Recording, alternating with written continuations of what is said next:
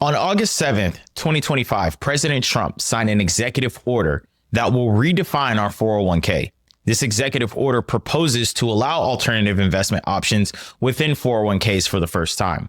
I wanted to get to the facts about what this means about your retirement plan. When I searched forums and read comments about this topic, there was an overwhelming amount of people that understandably were worried about protecting their retirement and having transparency in low fee structures within their 401k. So let's start with the big one that comes up a lot, and that's the fees. In the case of your 401k, what you're seeking at the end of the day is a more diverse set of options versus what's currently available, some of which may come with different investment structures and fee structures.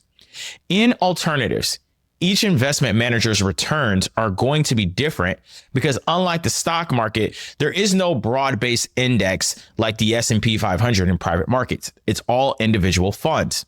So based on this, when we look at it from a different perspective, we're going to see a chart where we see that public markets to the left, there's a tight dispersion of returns, meaning that no matter what investment fund I pick in the stock market, there isn't much to gain in stocks in the way of outsized return. So I'm better off just getting the lowest fee structure possible.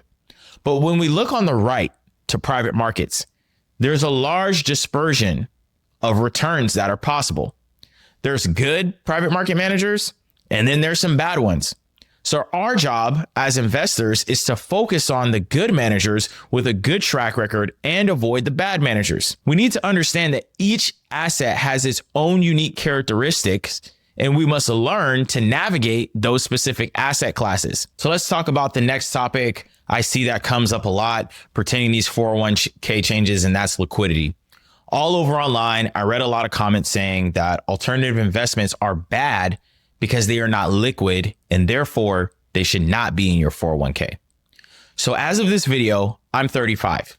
I cannot withdraw like everyone else watching this video from my 401k until I'm 59 and a half. So I want to pose a serious question and ask, liquidity for what? Where are you going? What do you need liquidity for?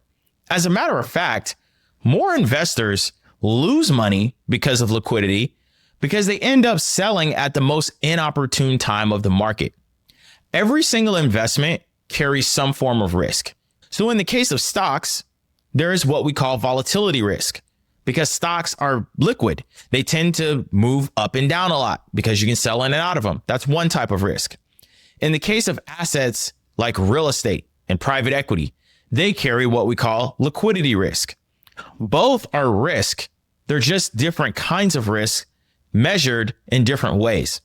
When you look at your current 401k options, if you log into your 401k right now, usually they give you about 5 options and they say the riskiest option is option number 5, which is 100% stocks. And they say the least riskiest option is option 1, which is 100% bonds. And most of us will look at that chart and we'll pick smack dab in the middle. And I'm willing to bet right in the middle is a portfolio that's 60% stocks and 40% bonds. Now, historically, bonds are going to get you like 3 to 4% return before inflation. So if you invested your 401k over the span of your working years, 39 years, let's say, and for 39 years, you got 3 to 4% return, what is more risky to you? Was it investing in an illiquid private market fund that had the potential to get you 10 to 15% returns over the long run of your working career? Or is it riskier getting a 3 to 4% return from bonds on 40% of your retirement money that you can't even cash out, by the way, in the 401k until you're 59 and a half? And this topic never gets talked about. To me, the bigger risk is having your entire future in your retirement only relying on the stock and bond market and not getting full diversification to other assets that can provide a wider range of returns. Some years, stocks are going to beat private markets. Some years, private markets are going to beat stocks. But in the end, diversification is the only free lunch. So let's take a look back and say you had a 401k in a volatile market time like 2008, and you saw your entire retirement savings go down by 20 or 30%. Now, we know it's going to bounce back eventually, but we don't know the time scale or the velocity it's going to bounce back.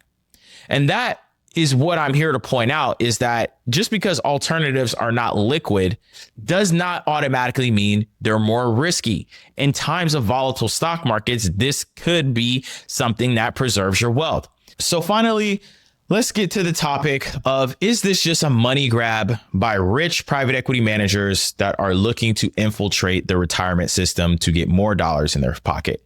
I've read a lot online that private equity has sent lobbyists to Washington, D.C. to advocate for this, and they're just trying to gobble up the American retirement system, and they're trying to dump their toxic assets into 401ks. I feel like, lobbyists or not, I can't see a situation where it's doing more harm in giving employees the free will to choose alternatives.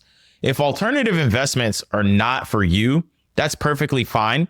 But as an American with a 401k, the 401k tends to be one of the largest assets that most of us will own going into retirement. We should have the free will to have access to all asset classes, regardless of the type of account it is. I don't see more options as a money grab. I see it as the industry evolving to be more adaptive to what investors want and need.